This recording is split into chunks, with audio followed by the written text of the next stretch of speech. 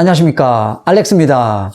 이번 영상 주제는 면접 시 난처한 질문 탑5에 대해서 정리해서 말씀드리고자 합니다. 거기에 베스트 답변과 워스트 답변까지 같이 정리해서 말씀드리도록 하겠습니다. 또 잠시 주제로 들어가기 전에 영어와 함께하는 엔돌핀 유머 이야기 또 말씀드리도록 하겠습니다. 박쥐 두 마리가 나무에 거꾸로 매달려서 이렇게 매달려 있었는데요. 박쥐 한 마리가 옆에 박쥐에게 이렇게 말합니다. 야, 작년에 있었던 최악의 날 기억해? 그러니까 옆에 있던 박쥐가 고개를 끄덕이며 대답합니다. 기억하지. 그날 설사가 엄청나게 나왔어. 그지? 자, 이렇게 설사 이야기를 해서 좀 죄송한데요. 이 박쥐도 거꾸로 매달려 있으니까 이 볼일을 보면 또 자기들한테도 안 좋은가 봅니다. 뭐 사람도 마찬가지겠죠. 거꾸로 매달려서 그런 볼일을 보게 되면 다 흘러내리겠죠.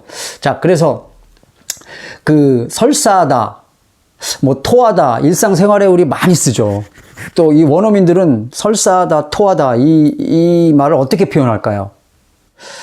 자, 설사하다라는 표현은 한 단어밖에 없습니다. diarrhea. 이렇게 diarrhea 한 단어밖에 없어서 다 이해할 수 있고 원어민이 말해도 알아들을 수 있고 또 그 diarrhea라고 하면 원어민도 쉽게 알아들을 수 있습니다. 근데 토하다 요거는 두 개의 단어를 쓰지만 puke라는 단어와 vomit 토하다라는 단어가 있지만 이것보다 10배, 100배 더 많이 쓰는 거는 여러분 throw 아시죠? throw 던지다. 거기에 전치사 up을 붙여서 throw up. 이게 굉장히 많이 쓰이는 토하다의 표현입니다. throw up. 그래서 나 오늘 설사했어. I got diarrhea today. 오늘 설사가 심해. I have severe diarrhea today. 야, 설사가 심해 할 때 이제 diarrhea라는 표현을 쓰면 되고요. 토하다는 이제 뭐 아이들도 토하고 어른도 토하고 음식 잘못 먹어서 토하고 술 많이 마셔서 토하고 뭐 토하다는 일상 표현을 그 외국인 원어민들 엄청나게 많이 씁니다. 그래서 throw up을 많이 쓰는데 나 토했어. 그래서 과거형으로 쓰죠. 토했어니까. 그 throw의 과거 throw. I threw up 하면 나 토했어. 막 금방 나 토할 것 같아. 그럼 feel like ing를 써서 I feel like throwing up. I feel like throwing up. 토할 것 같아. 이렇게 표현을 합니다.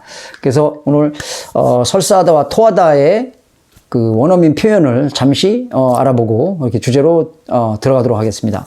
자, 이번 주제 여러분들 면접 들어가서 정말 난처한 질문들을 물어보는 그런 경우가 많은데요. 정말 피해갈 수 없는 수순입니다.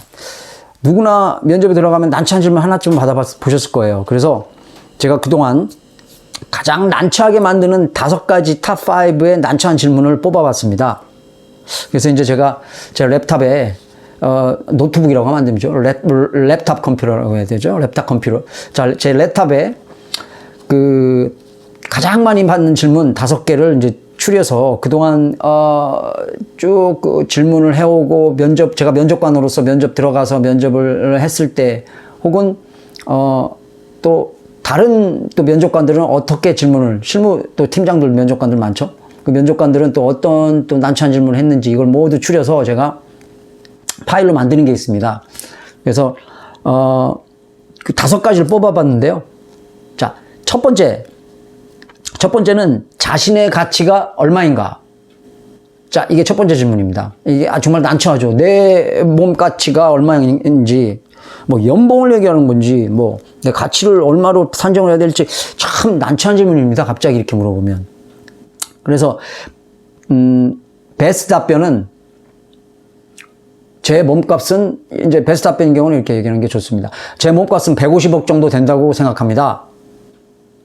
제가 지금 몇 년 차, 뭐 4년 차 지금 대리로 재직을 하고 있는데 제가 앞으로 약 한 20년간 퇴직할 때까지 약 20년간 이제 일을 더 할 거라고 생각을 한다면 그때까지의 제 역량, 제 엔지니어로서의 역량을 최대한 키워서 상위 3% 안에 들어가는 것이 제 목표이기 때문에 그때 가서는 연봉이 뭐 10억 이상이 될 거라고 생각을 합니다만 회사에 그 연봉 이상의 가치를 충분히 제공할 수 있다고 생각을 합니다. 그래서 회사에는 200억, 300억 혹은 500억까지의 큰 가치를 제공할 수 있는 저의 역량 발휘를 해서 회사에게 큰 그 이익을 돌아갈 수 있게끔 제가 역량 발휘를 하는 그런 차원에서 150억 정도의 저의 가치를 판단하고 있습니다. 이렇게 얘기하는 게 베스트입니다. 근데 worst 답변은 뭐냐면, 가장 나쁜 답변은 저는 약 한 8억에서 10억 정도라고 생각합니다. 제가 지금 대리인데 퇴직할 때까지 연봉 8억, 10억, 최소한 10억까지는 만드는 것이 저의 목표이자 저의 역량을 계속 발전시켜서 그 정도의 고액 연봉자 안에 들어가는 것이 제 목표이기도 합니다.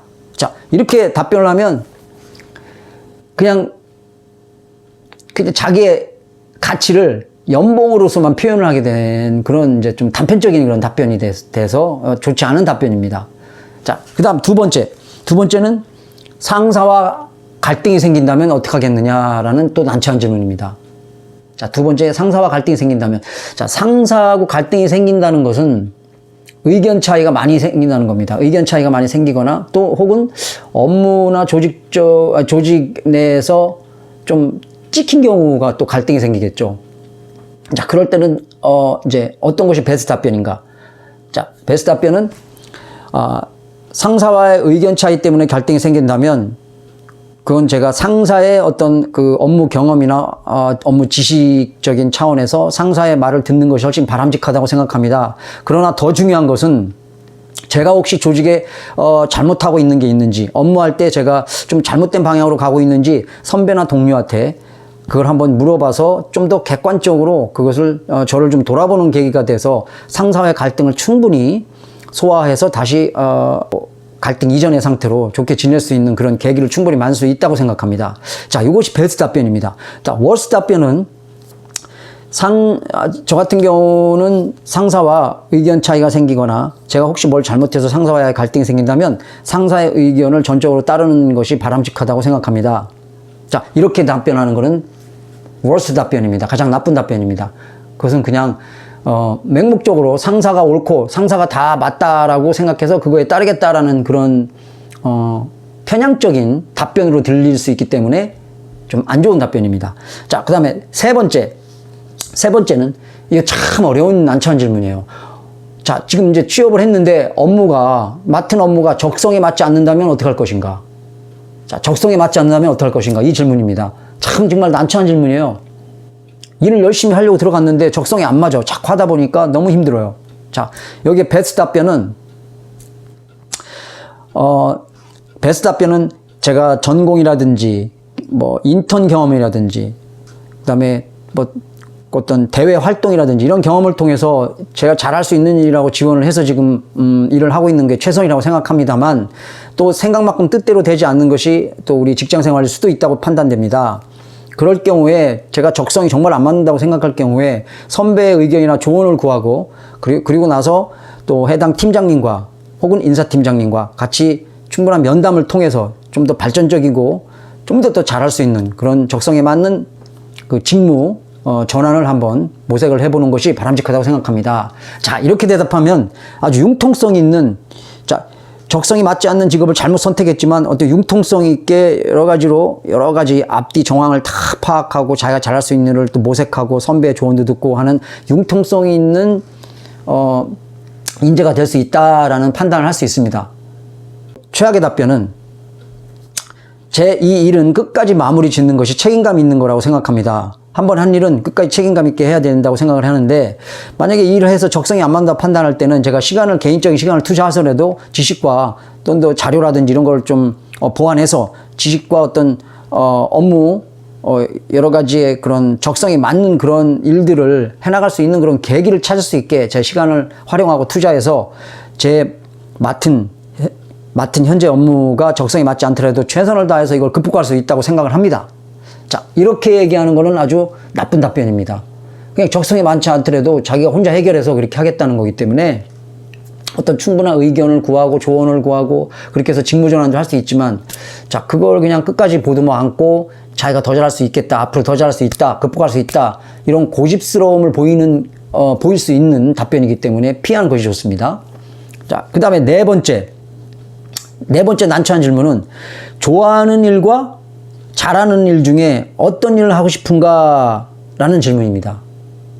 자, 베스트 답변은 제가 잘할 수 있는 일을 하는 것입니다.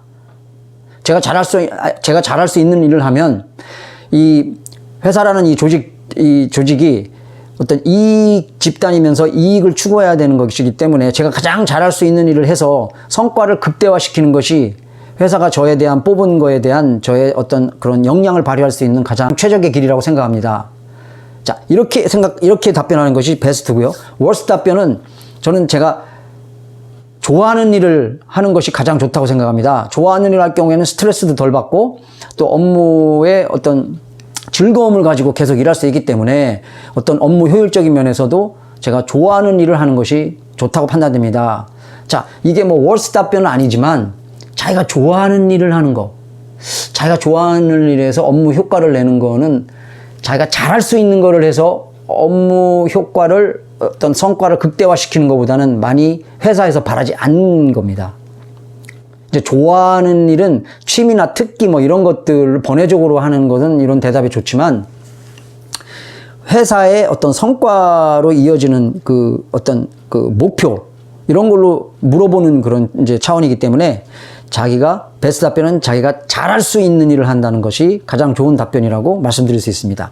그 다음에 마지막 난처한 질문 5번째, 이 마지막 질문은 자신의 능력으로 해내기가 힘든 일이 주어졌을 때, 자신의 능력으로 해내기 힘든 일이 주어졌을 때 어떻게 할 것이냐. 자, 베스트 답변은 물론 일을 하다 보면 자신이 한계에 부딪힐 때도 있고 일이 정말 어려워서 내 능력으로는 안 될 때도 있다고 생각을 합니다. 그러나 이것을 그 저보다 경험이 많은 선배나 그 주위의 어떤 이제 선배 동료들에게 그 어려웠을 때 어떤 극복했던 위기 대처했던 그런 경험을 좀 물어보고 지금 현재 내가 지금 봉착했던 이 현안에 대해서 말씀드려서 그런 어떤 좋은 조언과 의견을 구한다면 그 자신의 내 능력으로 할 수 없는 일을 충분히 극복해서 해나갈 수 있다고 판단합니다. 자, 이렇게 얘기하는 것이 베스트 답변이고요. 워스트 답변은 저는 인내력과 끈기가 아주 강한 편입니다. 그래서 제가 주어진 일은 책임감 있게 끝내는 스타일이기 때문에 내 능력으로 할 수 없다고 해도 얼마든지 제 개인 시간을 투자해서 그 어떤 관련 자료라든지 관련 정보를 찾아서 습득할 수 있고, 그 다음에 시간을 내서라도 야근을 해서라도 업무를 완성시키는 것이 저의 강점이기도 합니다. 그래서 내 능력을 할 수 없다는 생각은 하지 않고 이걸 끝까지 제 능력을 해낼 수 있다라고 긍정적으로 생각하고 있습니다. 자, 멋진 대답 같지만 이렇게 하면 이 자기 고집대로 자기가 해낼 수 없는 일을 끝까지 가지고 가면서 일을 결국에 나중에는 좀 더 안 좋게 일을 또 망칠 수도 있다라는 판단이 들 수 있습니다. 그래서 이거는 좋지 않은 답변입니다. 자, 이렇게 여러분들에게 베스트 답변과 워스트 답변 각각의 난처한 질문 5가지에 대해서 말씀을 짧게 드렸는데요. 이게 사실은 각각 하나씩을 자세하게 해야 될 질문들이지만 이렇게 총 정리를 하는 차원에서 여러분 5가지를 한 번에 한 영상에 묶어서 말씀드렸습니다. 자, 여러분들에게 많은 도움이 되시기를 바라면서 좋아요, 구독, 알림 설정까지 부탁드리겠습니다. 다음 영상에도 더욱더 좋은 합격의 고급 정보 전해드리도록 하겠습니다. 자, 드림컴 트루